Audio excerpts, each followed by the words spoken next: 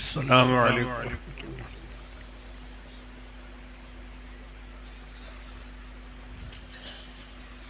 بسم اللہ الرحمن الرحیم۔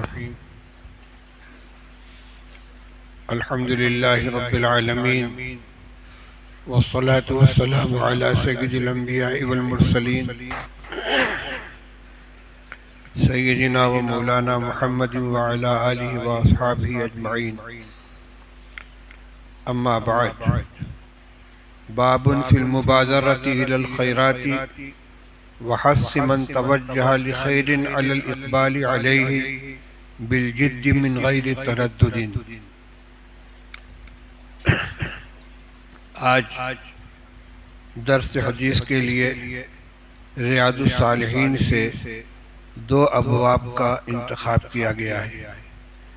پہلے باب کا عنوان ہے المبادرۃ الی الخیرات، بھلائیوں کی جانب سبقت کرنا، بھلائیوں کو حاصل کرنے کے لیے جلدی کرنا، آگے بڑھنے کی کوشش کرنا۔ وحث من توجہ لخیر علی الاقبال علیہ، اور جو لوگ خیر کی طرف متوجہ ہوں ان کو آمادہ کرنا کہ محنت کریں، تردد نہ کریں، جلد از جلد خیر کو اختیار کر لیں، خیر پہ عمل کر لیں۔ اس باب کا حاصل یہ ہے کہ اگر کسی نیکی کے کمانے کا موقع مل جائے تو فوراً اس کو اختیار کر لینا چاہیے، اس میں دیر نہیں کرنی چاہیے۔ اس موقع پر یاد آئی بات حضرت مولانا قاری صدیق احمد صاحب باندھوی رحمۃ اللہ علیہ کی۔ اللہ والے تھے، بہت صاحب دل بزرگ تھے۔ ایک دفعہ فرمانے لگے کہ کبھی دل کے اندر کسی اچھے کام کا جذبہ پیدا ہو، خیال آئے تو فوراً اس کو کر لو۔ اسی طرح اگر کسی گناہ میں یا کسی غلط کام میں مبتلا ہو اور اس کو چھوڑنے کا خیال آئے تو فوراً چھوڑ دو۔ فرمانے لگے کہ یہ داعیہ دل کے اندر اللہ کی طرف سے پیدا ہوتا ہے، یہ لطیفہ غیبی ہے، اسی کو توفیق کہتے ہیں۔ اللہ نے دل میں جو داعیہ پیدا کیا کہ مجھے یہ نیک کام کر لینا چاہیے، اس کو جھپٹ لو، پکڑ لو، اس کو اختیار کر لو، ورنہ تم دیر کرو گے یہ چلا جائے گا، اور جب چلا جائے گا تو معلوم نہیں پھر دل میں خیال بھی آئے گا کہ نہیں، اور اگر خیال آیا بھی تو کرنے کا موقع ملے گا کہ نہیں ملے گا۔ تو اگر کسی خیر کے لیے موقع ملے تو فوراً اس کو اختیار کرو۔ اسی طرح اگر کسی غلطی کا شکار ہے آدمی، کوئی غلط کام کر رہا ہے، کوئی غلط عادت ہے، یا کسی کے ساتھ کوئی زیادتی کر رکھی ہے، کسی سے قطع تعلق کر لیا ہے اور دل میں خیال آیا کہ بھائی اس سے معافی مانگ لینی چاہیے، یا تعلقات کو استوار کر لینا چاہیے، یا جو غلطی کر رہا ہوں اس سے توبہ کر لینی چاہیے، فوراً اس کو اختیار کرے، دیر نہ کرے، کیونکہ یہ جو اللہ نے دل میں داعیہ پیدا کیا ہے یہ لطیفہ غیبی ہے، اللہ کی طرف سے متوجہ ہوا ہے، یہ اللہ کی رحمت ہماری طرف آئی ہے۔ اگر ہم اس کو اختیار کر لیں گے، تھام لیں گے، توفیق مل جائے گی، اور اگر نظر انداز کر دیں گے تو پھر معلوم نہیں اس کا موقع ملے گا کہ نہیں ملے گا۔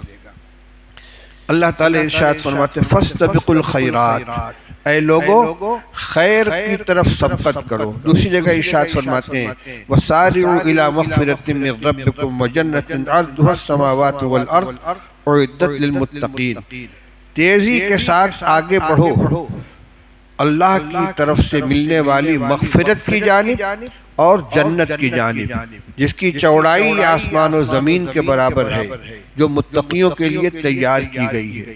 حقیقت یہ ہے کہ جنت کی چوڑائی کے آگے زمین و آسمان کی چوڑائی کوئی حیثیت نہیں رکھتی، لیکن ہماری نظروں میں اس سے زیادہ کوئی دوسری چوڑائی ہے نہیں، اس لیے ہمیں سمجھانے کے لیے اس کی چوڑائی کو جنت آسمان و زمین کے درمیان کی چوڑائی سے تشبیہ دی گئی ہے۔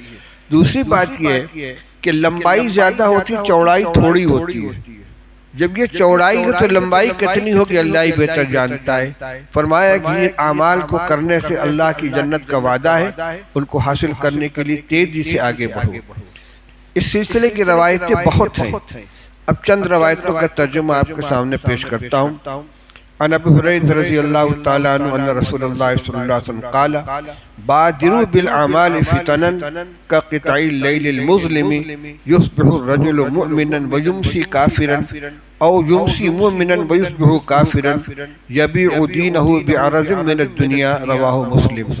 ابو ہریرہ رضی اللہ عنہ فرماتے کہ رسول اللہ صلی اللہ علیہ وسلم نے ارشاد فرمایا کہ آگے بڑھو، تیزی کرو ان اعمال کو اختیار کرنے کے لیے۔ مبادرت کے معنی ایک دوسرے سے آگے بڑھنے کی کوشش کرنا، جھپٹنا، میں کر لوں اس کو اختیار کر لوں۔ بادروا بالاعمال، عمل کے لیے ایک دوسرے سے آگے بڑھو ان فتنوں کے آنے سے پہلے جو رات کی تاریکی کے ٹکڑوں کی طرح نازل ہوں گے، جیسے تاریک رات کے ٹکڑے جس میں کچھ نظر نہیں آتا، ہاتھ کو ہاتھ نظر نہیں آتا، اس طرح کے فتنے آنے والے ہیں۔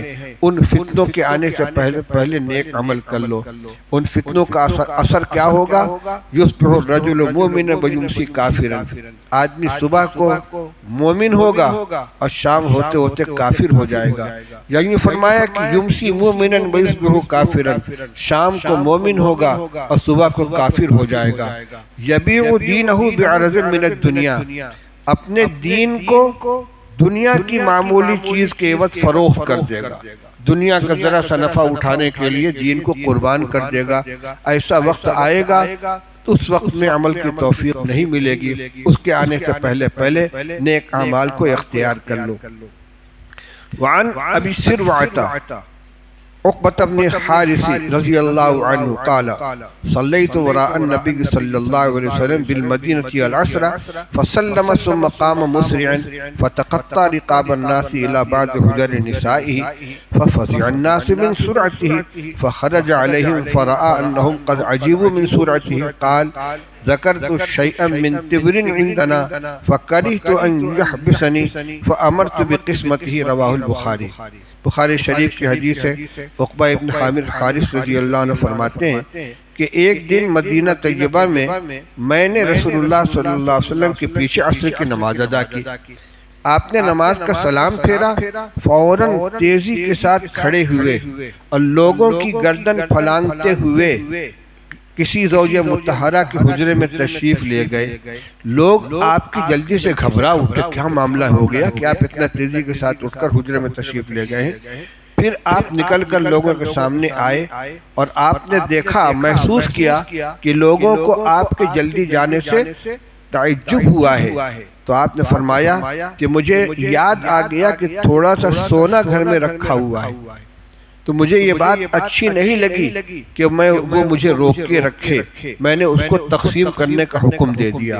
اور دوسری روایت میں کنت خلفت فی البیت تبرا من الصدقۃ فکرہت ان ابیتہ، میں نے گھر میں تھوڑا سا سونا صدقہ کا تقسیم کرنے کے لیے رکھ رکھا تھا، مجھے یہ بات اچھی نہیں لگی کہ رات ہو جائے وہ سونا میرے گھر میں رکھا رہے۔ یہ رسول اللہ صلی اللہ علیہ وسلم کا اپنا عمل ہے کہ خیال آیا کہ سونا گھر میں رکھا ہے تو معمول کے خلاف یاد آتے ہی آپ اٹھ کر فوراً حجرے میں تشریف لے گئے اور حکم دے کر آئے گا کہ سونا رکھا ہے، اس کو غروب کے درمیان تقسیم کر دیا جائے۔ عن جابر رضی اللہ تعالی عنہ قال قال رجل یوم احد ارأیت ان قتلت فأین انا قال فی الجنۃ فالقى تمرات کن فی یدہ ثم قاتل حتی قتل متفق علیہ۔ صحیحین کی روایت ہے، حضرت جابر رضی اللہ عنہ فرماتے ہیں کہ ایک شخص نے احد کے معرکے میں، جس دن جنگ احد ہو رہی تھی، مشرکین مکہ کے خلاف بڑی سخت لڑائی ہو رہی تھی، ایک شخص نے رسول اللہ صلی اللہ علیہ وسلم سے کہا یا رسول اللہ بھلا بتائیے کہ میں قتل کر دیا جاؤں تو میرا ٹھکانہ کیا ہوگا؟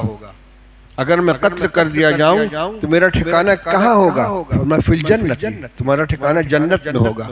اس کے ہاتھ میں کچھ چھہارے تھے، کھا رہا تھا، اس نے چھہاروں کو پھینکا اور گھس گیا دشمنوں کے نرغے کے اندر، ثم قاتل حتی قتل، شہید ہو گیا۔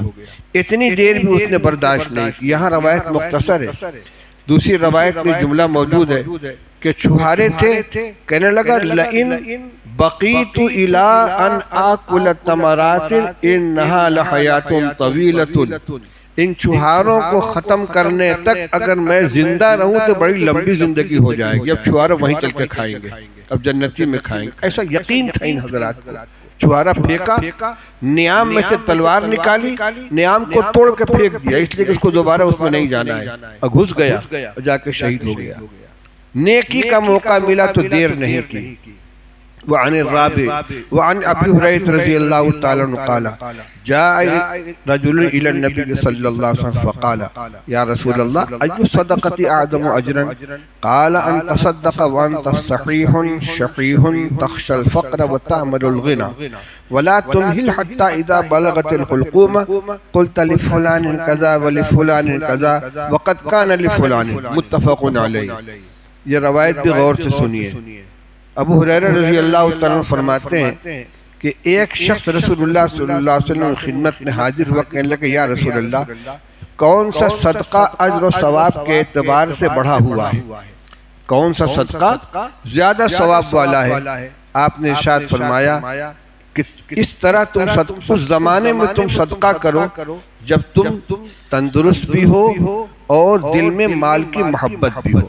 یعنی تندرستی کے زمانے میں حاجتیں ضرورتیں بھی تمہارے سامنے ہیں, مرنے کا اندیشہ بھی نہیں ہے کہ بستر پر پڑے ہوئے ہیں, چند لمحوں میں موت آ جانے والی ہے. انت صحیح شقیح, تندرست ہو اور مال کی محبت دل کے اندر موجود ہو. تخشى الفقر وتأمل الغنى, ایک طرف تم کو غربت کا اندیشہ ہو کہ مال خرچ کر دوں گا تو فقر و فاقہ میں مبتلا ہو جاؤں گا, اور دوسری طرف تأمل الغنى مال کی امید بھی ہو, تجارت کروں گا, محنت کروں گا, دولت بڑھے گی.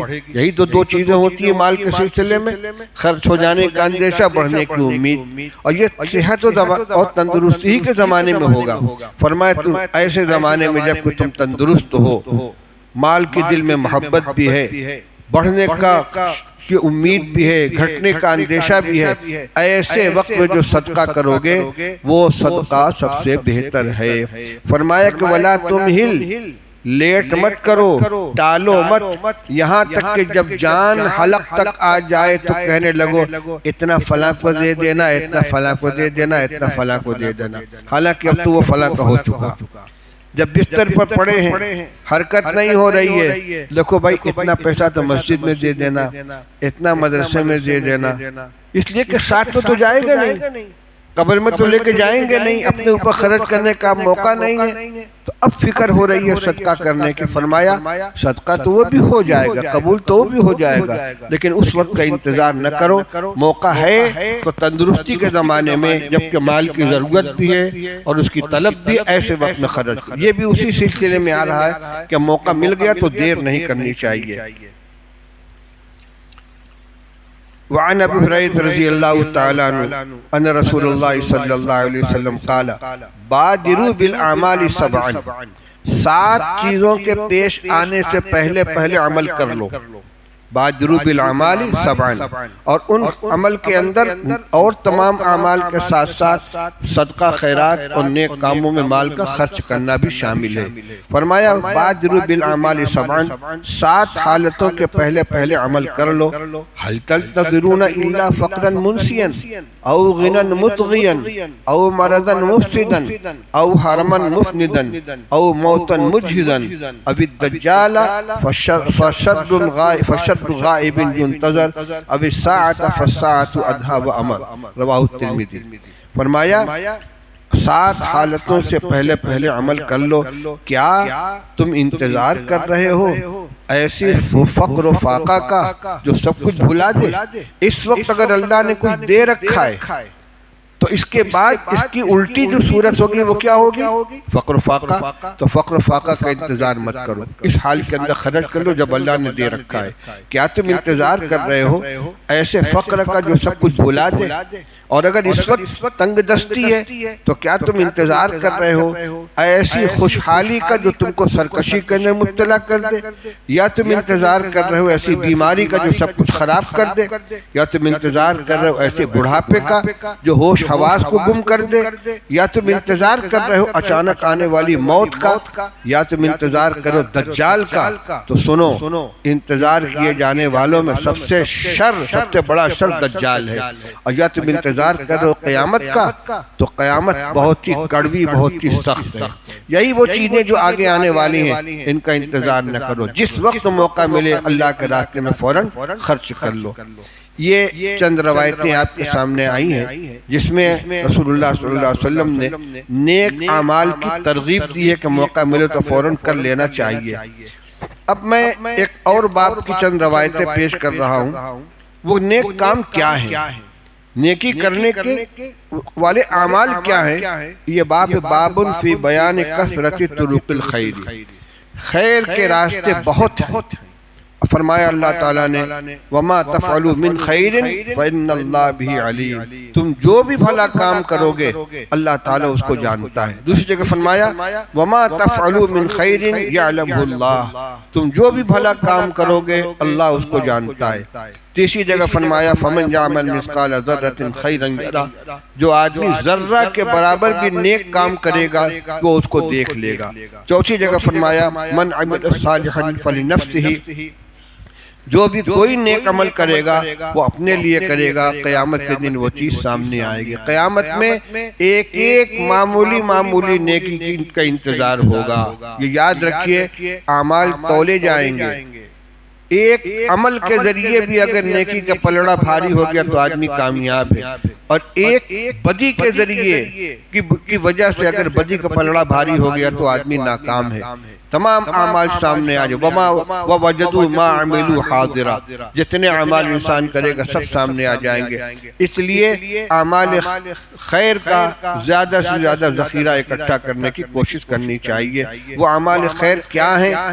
عن ابی ذر جندب بن جنادہ رضی اللہ عنہ قال قلت یا رسول اللہ ای العمال افضل، ابو ذر رضی اللہ عنہ فرماتے ہیں میں نے عرض کی یا رسول اللہ کون سا عمل سب سے افضل ہے؟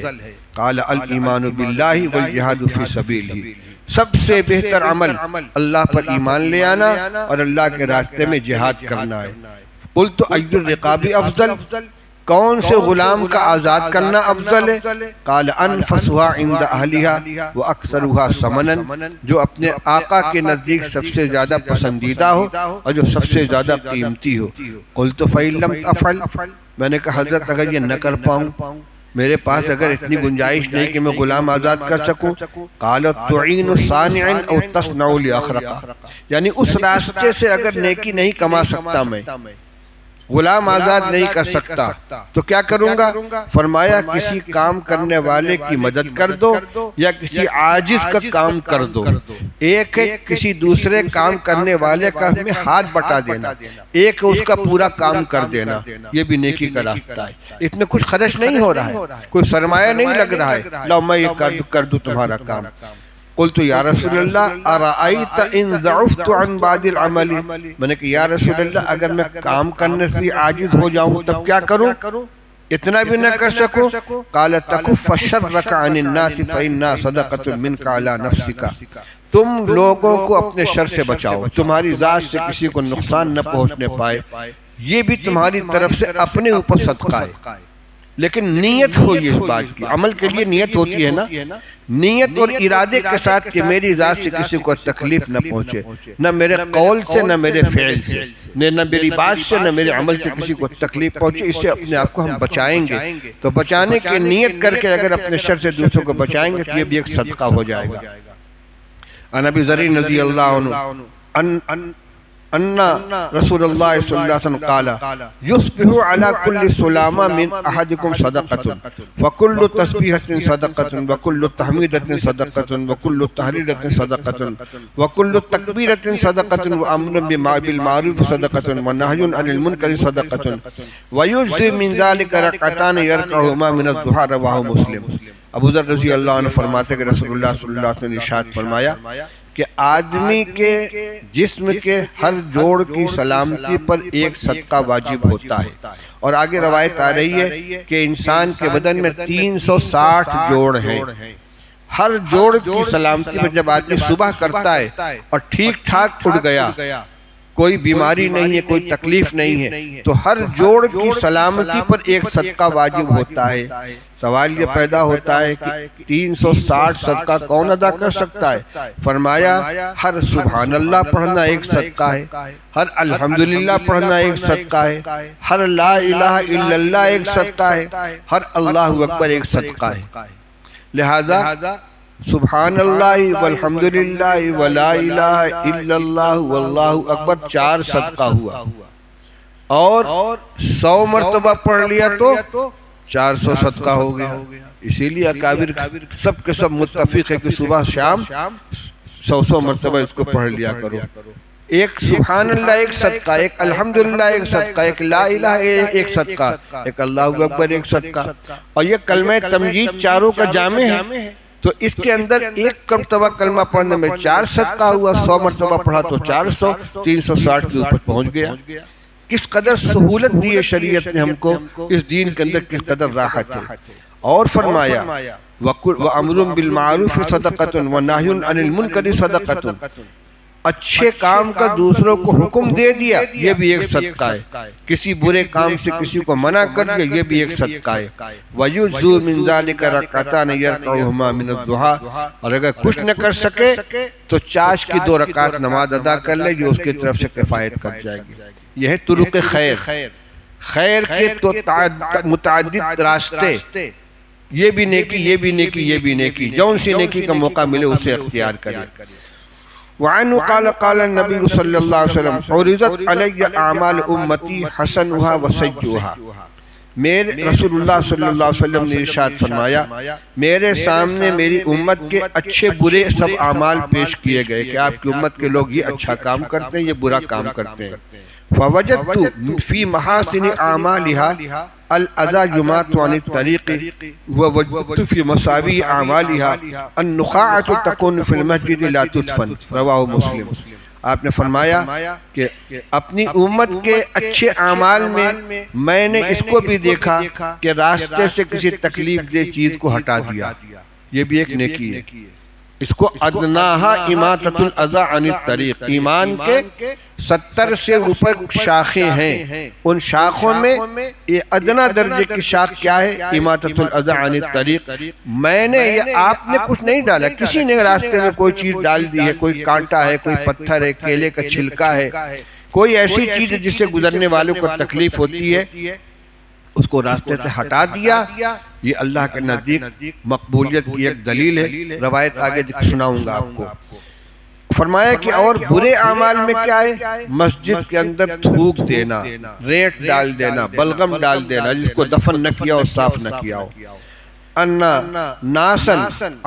ناسن ابو ہریرہ ابو ذر رضی اللہ تعالیٰ عنہ صحیح مروی ہے کہ انہ ناسن قالو یا رسول اللہ ذہب اہل الدثور بالاجور یصلون کما نصلی ویصومون کما نصوم ویتصدقون فی فضول اموالہم، قال ولیس قد جعل اللہ لکم ما تصدقون به ان بكل تسبیحة صدقة وكل تکبیرة صدقة وكل تحمیدة صدقة وكل تحلیلة صدقة وامر بمعروف صدقة ونہی عن المنکر صدقة وفی بضع احدکم صدقة۔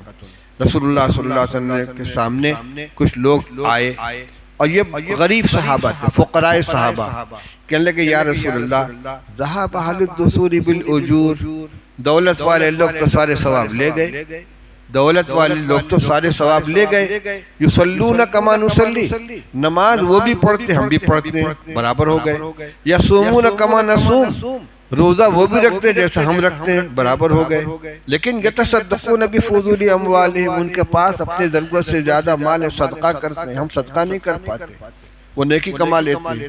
مال کی حرص نہیں ہے، وہ مال کے ذریعے جو صدقہ کر کے ثواب کماتے ہیں، وہ ثواب کمانے کا ہمارے پاس موقع نہیں ہے۔ رسول اللہ صلی اللہ علیہ وسلم نے ارشاد فرمایا اولیس قد جعل اللہ لکم ما تصدقون به، کیا اللہ تعالیٰ نے تم کو وہ چیز عطا نہیں فرمائی جس کے ذریعے تم صدقہ کر سکو؟ کیا ہے وہ؟ فرما ہر تسبیح ایک صدقہ ہے، ہر تکبیر ایک صدقہ ہے، ہر تحمید ایک صدقہ ہے، ہر تحلیلہ ایک صدقہ ہے۔ ایک مرتبہ سبحان اللہ پڑھنا ایک صدقہ، ایک مرتبہ الحمدللہ پڑھنا ایک صدقہ، اسی طریقے سے لا الہ الا اللہ اور اللہ اکبر، اسی مضمون کو دوسری روایت میں اس طرح بیان کیا گیا تھا کہ جب صحابہ نے اپنے غربت کی شکایت کی تو فرمایا تھا کہ ہر نماز کے بعد 33 مرتبہ سبحان اللہ، 33 مرتبہ الحمدللہ، 34 مرتبہ اللہ اکبر پڑھ لیا کرو۔ اس کے پڑھ لینے سے کوئی تمہاری برابری نہیں کر پائے گا سوائے اس کے جو خود ایسا عمل کرے۔ جہاں ان چاروں کو الگ الگ ذکر کیا، اور کیا ہے؟ اور فرمایا کہ نیکی کا حکم دینا ایک صدقہ ہے، منکر سے منع کرنا ایک صدقہ ہے۔ ان میں سے کسی چیز کے لیے مال کی ضرورت نہیں ہے۔ اللہ اکبر جتنا چاہے پڑھو، الحمدللہ، سبحان اللہ، لا الہ الا اللہ جتنا چاہے پڑھو، کسی پیسے کی ضرورت نہیں ہے۔ بغیر پیسے کے ساری نیکی مل سکتی ہے۔ کسی کو کسی اچھی بات کا حکم دیا، امر بالمعروف کیا، نہیں المنکر کیا، یہ بھی صدقہ ہے۔ اور فرماؤ فی بضع احدکم صدقۃ، اپنی گھر والی سے اپنی خواہش پوری کرنا یہ بھی ایک صدقہ ہے۔ قالوا یا رسول اللہ ایاتی احدنا شہوتہ ویکون لہ فیہ اجر، آدمی اپنی شہوت پوری کرے گا اس میں بھی اجر ملے گا۔ آپ نے فرمایا ارأیتم لو وضعها فی حرام اکان علیہ وزر، بھلا بتاؤ اگر وہ اپنی خواہش غلط جگہ پوری کرتا تو گناہ ہوتا کہ نہیں ہوتا؟ فَكَذَلِكَ إِذَا وَضَعَهَا فِي الْحَلَالِ كَانَ لَهُ أَجْرٌ، اسی طریقے سے جب صحیح جگہ اپنی حاجت پوری کرے گا تو اس کو اجر ملے گا۔ بس اس میں نیت خواہش پوری کرنے کے نہیں، بلکہ یہ ہونی چاہیے کہ اللہ نے اس بندی کا میرے اوپر ایک حق رکھا ہے، میں اس حق کو ادا کر رہا ہوں۔ اور اس سے کم درجے کا اور بھی کچھ صدقات ہیں، سنیے۔ وعنہ قال لی النبی صلی اللہ علیہ وسلم لا تحقرن من المعروف شیئا ولو ان تلقى اخاک بوجہ طلیق، رواہ مسلم۔ یہ ساری روایتیں ابو ذر غفاری رضی اللہ تعالیٰ عنہ کی ہیں۔ ان کو خاص ذوق تھا رسول اللہ صلی اللہ علیہ وسلم سے نصیحتیں اور وصیتیں حاصل کرنے کا۔ فرماتے ہیں کہ رسول اللہ صلی اللہ علیہ وسلم نے مجھ سے فرمایا، دیکھو کسی نیکی کو حقیر مت جاننا، لا تحقرن من المعروف شیئا، کسی نیکی کو معمولی سمجھ کر نظر انداز مت کر دینا، ولو ان تلقى اخاک بوجہ طلیق، چاہے اتنا ہی ہو کہ کشادہ روئی کے ساتھ اپنے بھائی سے ملاقات کر لو، سامنے السلام علیکم، کیسے ہو بھائی، خیریت ہے، اچھے ہو، یہ بھی ایک صدقہ ہے۔ منہ بسورے ہوئے گزر جاؤ نہیں، مسلمان بھائی سے ملاقات ہوئی، السلام علیکم، وعلیکم، خیریت ہے، کشادہ روئی سے مسکراتے چہرے سے کسی مسلمان سے مل لیا، اس کا جی خوش ہو گیا۔ ادخال السرور فی قلب المومن، مومن کے دل میں مسرت کا داخل کرنا بشرطے کسی معصیت کے ذریعے نہ ہو، یہ بھی ایک نیکی ہے۔ عن ابی ہریرہ رضی اللہ تعالیٰ عنہ قال قال رسول اللہ صلی اللہ علیہ وسلم کل سلامہ من الناس علیہ صدقۃ، یہ روایت بھی سن لیجئے۔ رسول اللہ صلی اللہ ابو ہریرہ رضی اللہ عنہ کے روایت کہ رسول اللہ صلی اللہ علیہ وسلم نے ارشاد فرمایا، بدن کے تمام جوڑوں پر روزانہ جس میں سورج طلوع ہوتا ہے ہر جوڑ پر ایک صدقہ واجب ہوتا ہے۔ اب وہ صدقات کیا ہیں؟ تعدل بین الاثنین صدقۃ، دو آدمی کے درمیان فیصلہ کر دیا، انصاف کے ساتھ ایک صدقہ ہو گیا۔ تعین الرجل فی دابتہ فتحملہ علیہا، کوئی آدمی سواری پر سوار ہونا چاہتا ہے، گھوڑے پر بیٹھنا چاہتا ہے، اونٹ پر بیٹھنا چاہتا ہے، بیٹھ نہیں پا رہا ہے، تم اس کا ہاتھ تھام کر کے اس کو سوار کرا دو، ایک صدقہ ہے۔ او ترفع لہ علیہ متاع صدقۃ، یا تم اس کا سامان اٹھا کر اس کے سواری کے اوپر رکھ دو، یہ بھی ایک صدقہ ہے۔ والکلمۃ الطیبۃ صدقۃ، میٹھا بول دو، یہ بھی ایک صدقہ ہے۔ وبکل خطوۃ تمشیھا الی الصلاۃ صدقۃ، اور ہر وہ قدم جو اٹھا کر تم مسجد کی طرف جاؤ گے وہ بھی ایک صدقہ ہے۔ وَتُمِتُ الْأَذَىٰ عَنِ الطَّرِيقِ صَدَقَةٌ، راستے سے تکلیف دہ چیز ہٹا دو کہ یہ بھی ایک صدقہ ہے۔ رواہ مسلم۔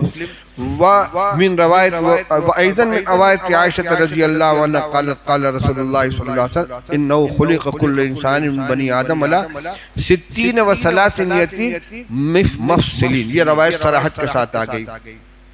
حضرت عائشہ رضی اللہ عنہ سے مروی ہے، مسلم شریف کی روایت ہے کہ رسول اللہ صلی اللہ علیہ وسلم نے ارشاد فرمایا، انسان کے بدن میں 360 جوڑ پیدا کیے گئے ہیں، فمن کبر اللہ وحمد اللہ وحلل اللہ وسبح اللہ واستغفر اللہ وعزل حجرا عن طریق الناس او شوکتا او عزما من طریق الناس او امر بمعروف او نہى عن منکر عدد 60 و 300 فإنه يمسي يومئذ وقد زحزح نفسه عن النار۔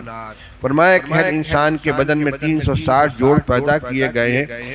جو بندہ اللہ اکبر کہے، الحمدللہ کہہ لے، لا الہ الا اللہ پڑھ لے، سبحان اللہ پڑھ لے، استغفر اللہ پڑھ لے، لوگوں کے راستے سے کوئی پتھر ہٹا دے، کوئی کانٹا ہٹا دے، کوئی ہڈی ہٹا دے، یا کسی اچھی بات کا حکم دے دے، یا کسی بری بات سے منع کر دے، اور سب 360 کے عدد کے برابر پہنچ جائیں، وہ اس دن اس حال میں شام کرے گا کہ اپنے آپ کو جہنم سے دور کر چکا ہے، جہنم سے اپنے آپ کو بچا چکا ہے، یعنی جو چیز کے ذمہ لازم تھی وہ اس کو اس نے انجام دے دیا۔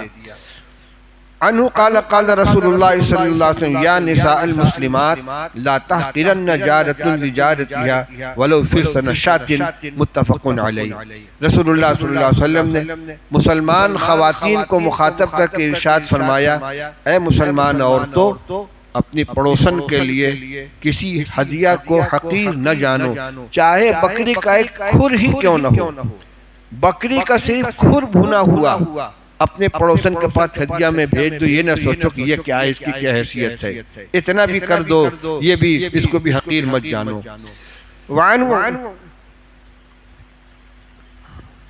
روایتیں بہت سی ہیں، کس کو چھوڑوں کس کو رکھ لیتوں۔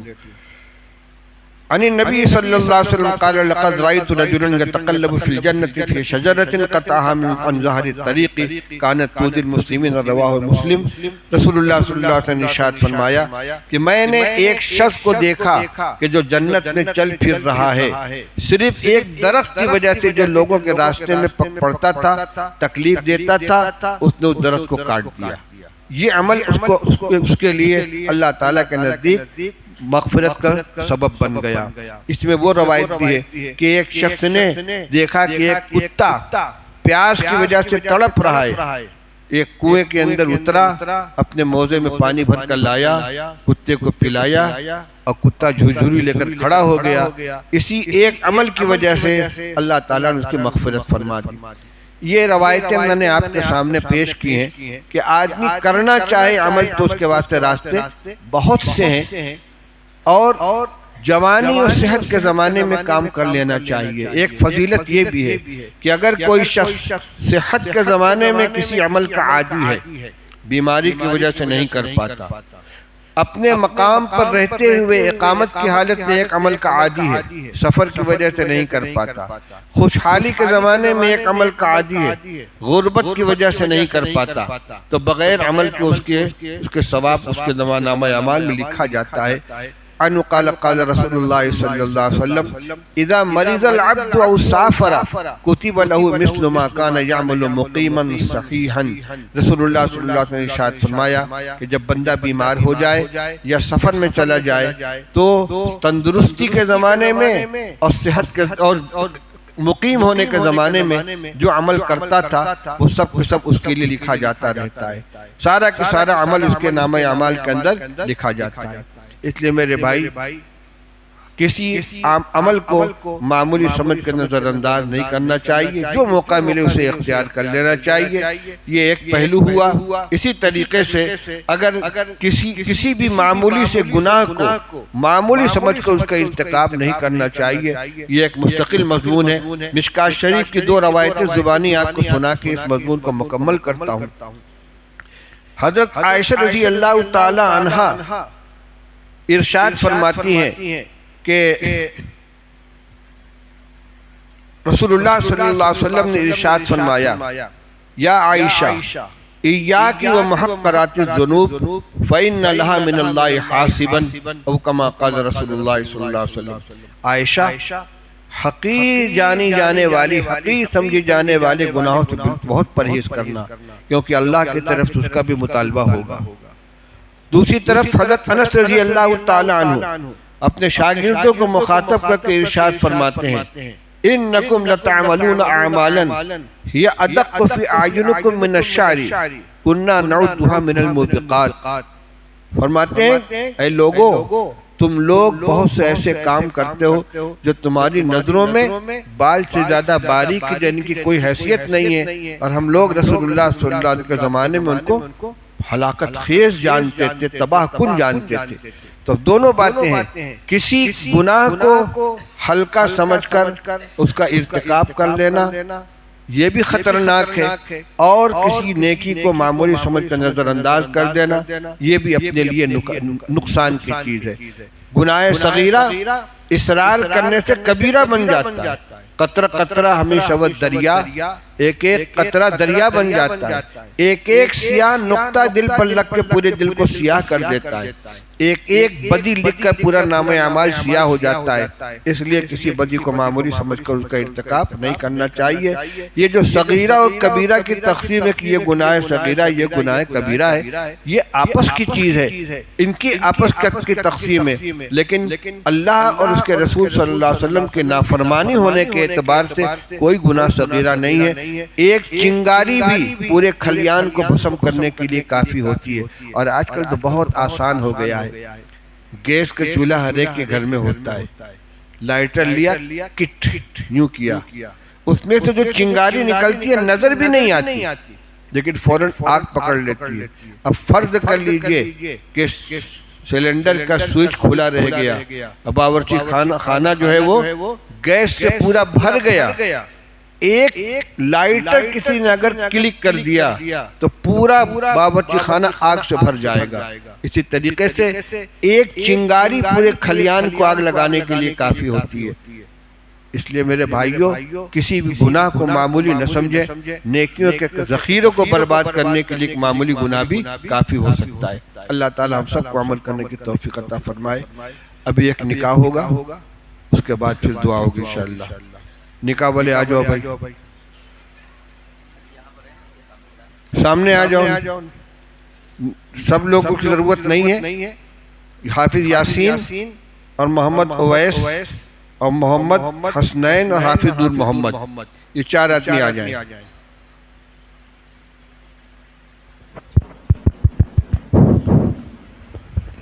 وعلیکم السلام۔ ہاں، محمد اویس کون ہے؟ آپ نے اجازت لے لی ہے، نکاح پڑھا دوں؟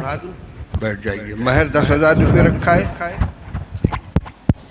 الحمدللہ نحمده ونستعینه ونستغفره ونؤمن به ونتوکل علیہ ونعوذ باللہ من شرور انفسنا ومن سیئات اعمالنا من يهده الله فلا مضل له ومن يضلل فلا هادي له ونشهد ان لا اله الا الله وحده لا شريك له ونشهد ان سيدنا ومولانا محمدا عبده ورسوله صلی اللہ تعالی علیہ وعلا آلہ وصحبہ وبارک وسلم تسلیما کثیرا کثیرا۔ اما بعد فاعوذ باللہ من الشیطان الرجیم، بسم اللہ الرحمن الرحیم۔ یا ایھا الناس اتقوا ربکم الذی خلقکم من نفس واحدۃ وخلق منها زوجها وبث منہما رجالا کثیرا ونساء واتقوا اللہ الذی تساءلون به والارحام ان اللہ كان عليكم رقيبا۔ يا أيها الذين آمنوا اتقوا الله حق تقاته ولا تموتن إلا وأنتم مسلمون۔ يا أيها الذين آمنوا اتقوا الله وقولوا قولا سديدا يصلح لكم أعمالكم ويغفر لكم ذنوبكم ومن يطع الله ورسوله فقد فاز فوزا عظيما۔ ہاں بھائی، حافظ محمد یاسین صاحب، میں نے آپ کا نکاح محمد اویس صاحب کی صاحبزادی نوشین خاتون کے ساتھ 10,000 روپے مہر کے عوض کر کے ان کو آپ کی زوجیت میں دیا۔ آپ نے نکاح قبول کیا؟ قبول ہے۔ زور سے کہیے، میں نے نکاح قبول کیا۔ میں نے نکاح قبول کیا۔ بارک اللہ لک وعلیک وجمع بینکما فی خیر۔ درس تو پورا ہو گیا، اور آج ہمارے بعض احباب کا اصرار ہے نظم پڑھنے کا، حالانکہ نہ اب میری عمر رہ گئی ہے پڑھنے کی، نہ صحت رہ گئی ہے، لیکن شام سے دباؤ بن رہا ہے تو میں آج ہی نمٹا کے چھٹی کر لیتا ہوں، اس لیے کہ آج نہیں تو پھر آخر تک جاتے جاتے تقاضا ضرور بڑھے گا۔ نظم جو ہے یہ صوفی عبدالرب صاحب نشتر کی نظم ہے نور کے تڑکے میں۔ حقیقت میں یہ ایک حدیث کی شرح ہے۔ حدیث میں رسول اللہ صلی اللہ علیہ وسلم نے ارشاد فرمایا کہ جب رات کا آخری پہر ہوتا ہے تو اللہ جل شانہ آسمان دنیا پر نزول فرماتے ہیں اور یہ آواز لگائی جاتی ہے کہ الا من مستغفر فاغفر له، الا من مسترزق فارزقه، الا من مبتلا فاعافیہ، الا قضا الا قضا، کیا ہے کوئی مغفرت کا طلبگار جس کی میں مغفرت کر دوں؟ کیا ہے کوئی رزق کا طلبگار جسے میں روزی عطا کروں؟ کیا ہے جو مبتلا مصیبت ہو اور عافیت مانگے میں اسے عافیت عطا کروں؟ الا قضا الا قضا، بندوں کی ایک ایک ضرورت کا نام لے کر پکار ہوتی ہے۔ یہ وہ وقت ہے جب ادھر سے پکار ہو رہی ہے۔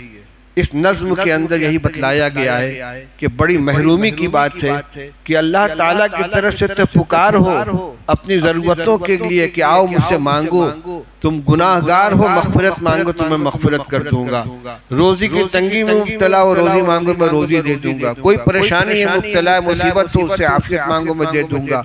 یہ تو تین صراحت کے ساتھ ہے اور اجمالی طور پر الا قضا الا قضا۔ مختلف پریشانیاں ہیں، کسی کے نکاح کی پریشانی، کسی کو اولاد چاہیے، کوئی مقدمہ میں پریشان ہے، کوئی جیل میں پڑا ہوا ہے، کوئی لڑائی جھگڑے میں مبتلا ہے، جتنی پریشانیاں ہیں سب کے لیے اللہ تعالیٰ کی طرف سے اعلان ہو رہا ہے جو بھی ضرورت ہو مانگو۔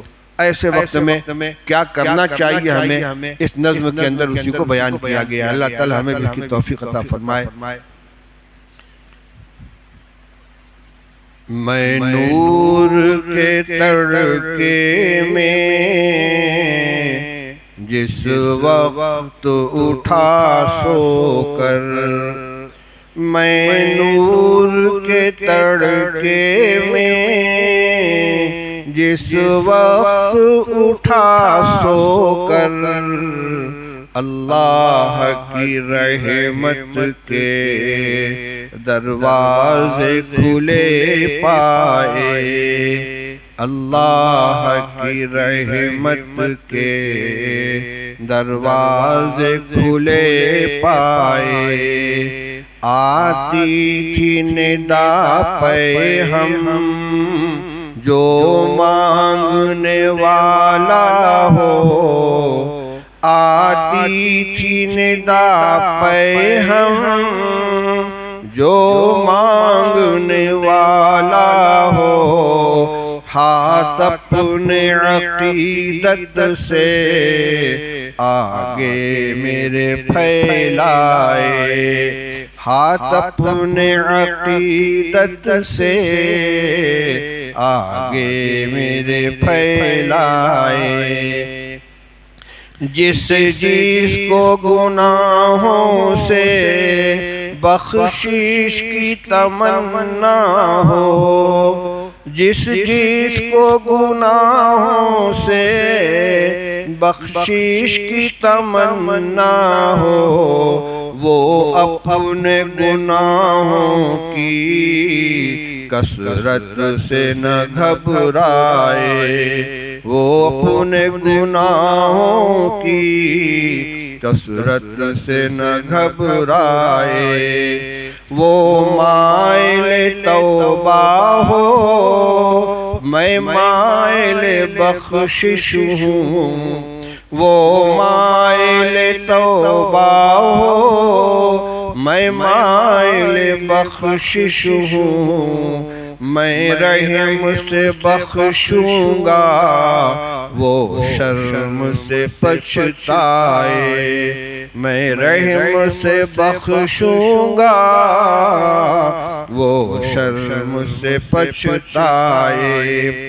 جو رزق کا طالب ہو میں رزق اسے دوں گا، جو طالب جنت ہو جنت کی طلب لائے، جو طالب جنت ہو جنت کی طلب لائے۔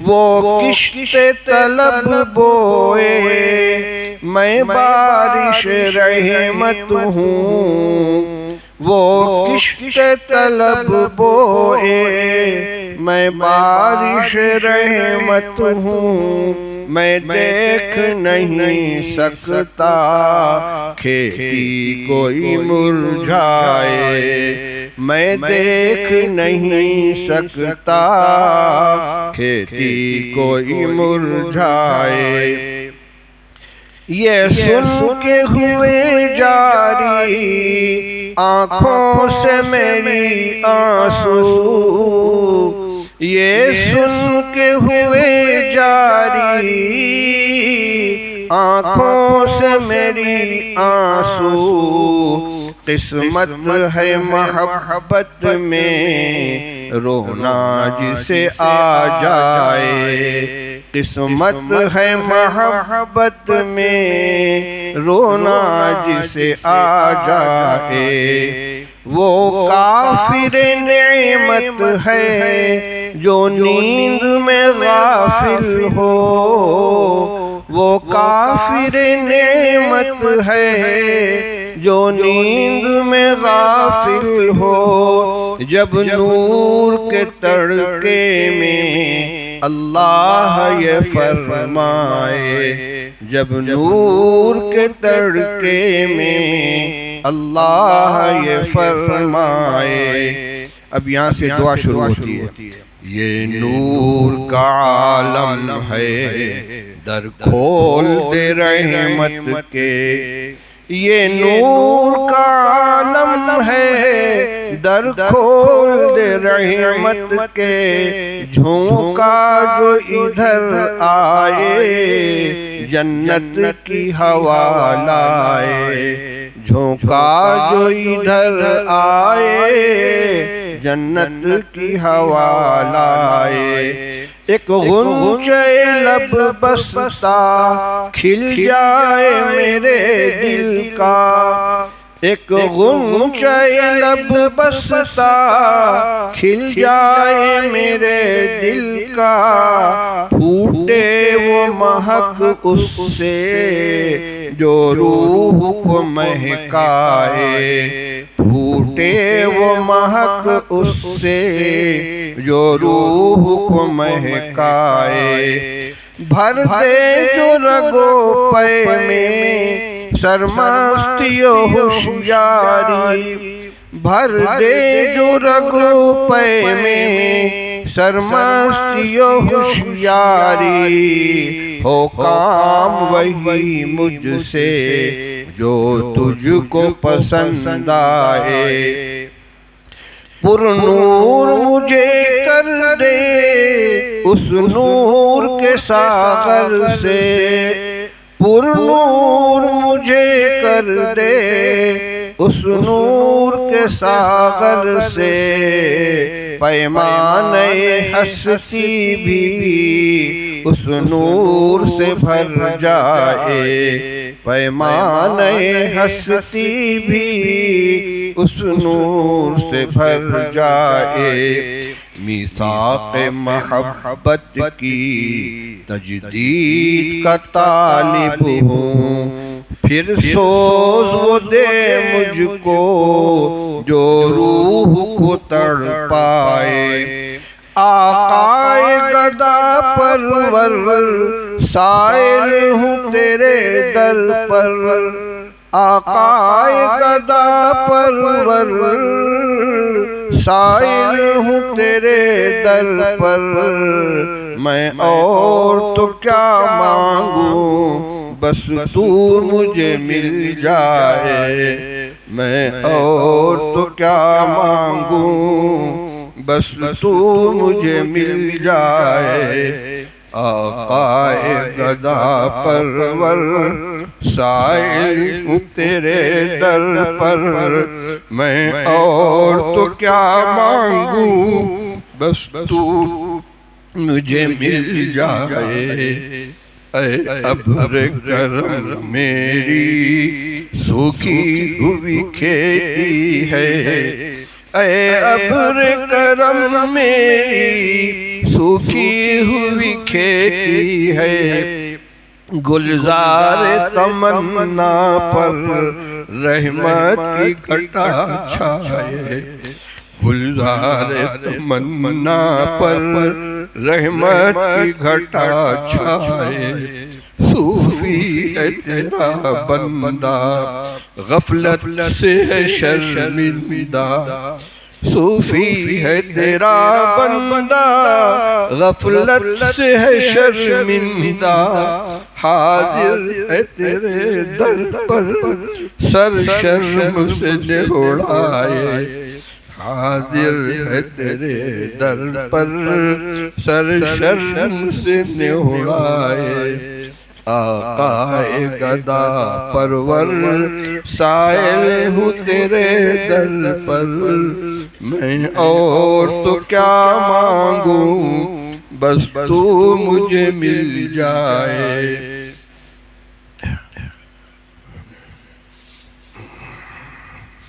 دعا کر لیں پہلے۔ اللہم صلی علی سیدنا و نبینا مولانا محمد وعلی آل سیدنا مولانا محمد وآلہ وصحبہ وسلم۔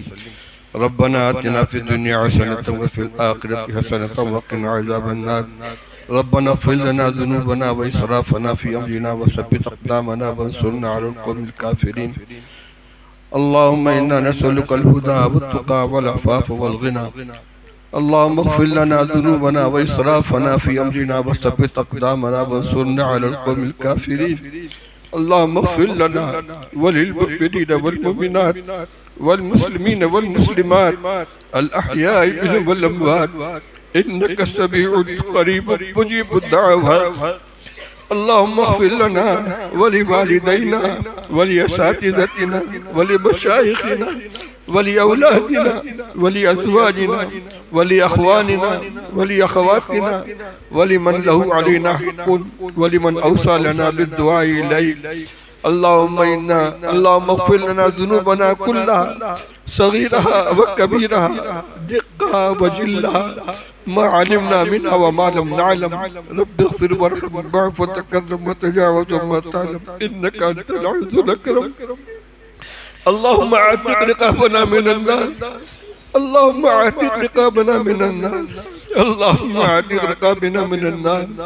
اے اللہ یہ آخری اشرا جہنم سے خلاصی کا اشرا، اے اللہ یقیناً ہم نے اپنی بدعمالیوں کی وجہ سے اپنے آپ کو جہنم کا مستحق بنا رکھا ہے، اے اللہ پہلا اشرا بھی گزر گیا ہم کچھ نہ کر سکے، دوسرا اشرا بھی گزر گیا ہم کچھ نہ کر سکے، اے اللہ تیسرا اشرا بھی اب جا رہا ہے، چند روز باقی رہ گئے، اے اللہ اپنے کرم کی بھیک ہمیں عطا فرما دے، اپنے کرم کی بھیک عطا فرما دے، اے اللہ سب کے تمام چھوٹے بڑے گناہوں کو معاف فرما دے، اے اللہ مغفرت ہماری سب سے بڑی ضرورت ہے، اے مولا تو ہم سے راضی ہو جا، اے اللہ اپنے غضب و ناراضگی کو دور فرما دے، اے اللہ ہم سے راضی ہو جا، اپنی رضا کی توفیق عطا فرما، اے اللہ جو کچھ ہوتا ہے تیرے کرنے سے ہوتا ہے، اے اللہ جو کچھ ٹوٹے پھوٹے اعمال ہوئے تیری توفیق سے ہوئے ہیں، اے اللہ یقیناً ہم کے شایع نشان نہیں ہو سکے، لیکن اے اللہ کوتاہیوں کے باوجود جہاں تو اپنے نیک بندوں کے اعمال کو قبول کرتا ہے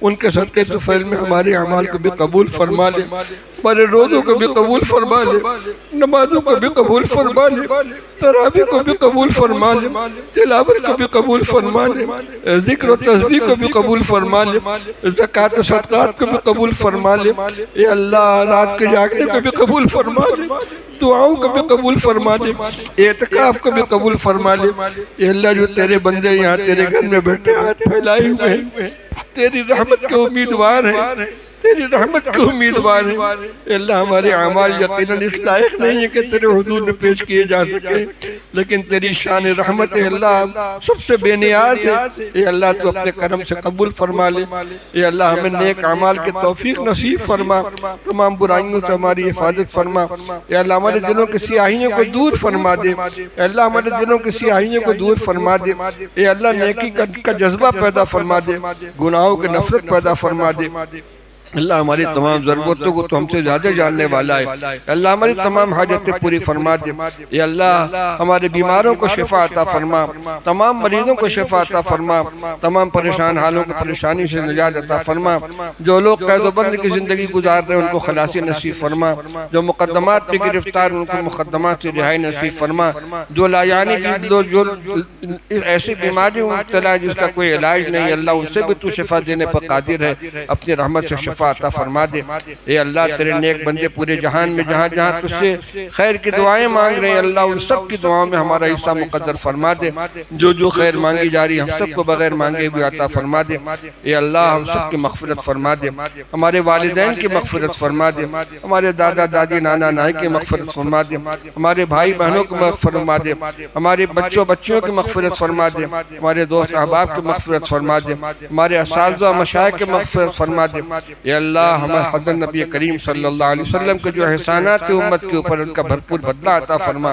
ہم سب کی طرف سے آپ کے شائن شان درود و سلام کا نذرانہ اے اللہ پہنچا دے، آپ کو ہم سے راضی فرما دے، آپ کی ایک ایک سنت پر عمل کرنے کی توفیق عطا فرما، آپ کے دین کو زندہ کرنے کے ہمیں توفیق عطا فرما، ہمارے گھروں کے ماحول کو درست فرما دے، اپنے بچوں کو صحیح تربیت کرنے کی توفیق عطا فرما، ہمارے دلوں کی سیاہی کو دور فرما دے، اپنی معرفت کا نور عطا فرما، اے اللہ نمازوں کی لذت عطا فرما، تلاوت کی لذت عطا فرما، اپنے ذکر و تسبیح کی لذت عطا فرما، اے اللہ اپنی معرفت اور اپنی محبت عطا فرما، اے اللہ اس ماہ مبارک کے اندر جتنی دعائیں مانگی گئیں سب کو قبول فرما لے، جو ایام باقی رہ گئے ان کی بھی قدر کرنے کی توفیق عطا فرما، جو ہم مانگ سکے وہ بھی ہمیں عطا فرما، جو مانگنا چاہیے نہیں مانگ سکے اللہ اپنے فضل سے وہ بھی عطا فرما، ہماری تمام دعاؤں کو اپنے فضل و کرم سے قبول فرما، ربنا آتنا فی الدنیا حسنۃ وفی الآخرۃ حسنۃ وقنا عذاب النار، وصلی اللہ علی النبی الکریم برحمتک یا ارحم الراحمین۔